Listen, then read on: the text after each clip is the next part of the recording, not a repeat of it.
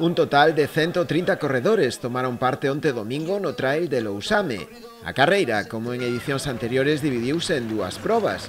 Un trail longo de preto de 26 km e outro curto de 17.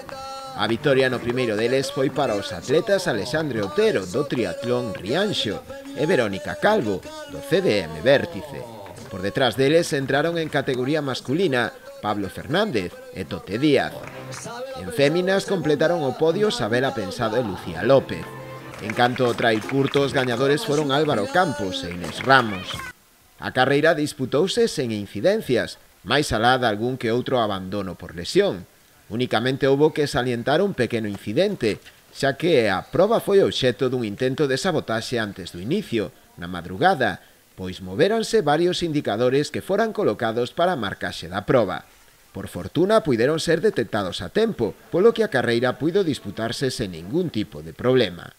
A organización, neste caso o Concello, presentou a correspondente denuncia na Garda Civil, co fin de que se realice unha investigación para dar co posible autor ou autores dos feitos. Rematada a carreira, procedeuse tamén á entrega de premios, na que tomaron parte varios membros do equipo de goberno, entre eles o tenente de alcalde Ramón Martínez e o edil de deportes Jesús Martínez. Dende o Concello agradeceron especialmente a colaboración de distintas empresas e casas comerciais, así como tamén dos máis de 50 voluntarios, xa que sen a súa axuda sería imposible poder desenvolver esta proba.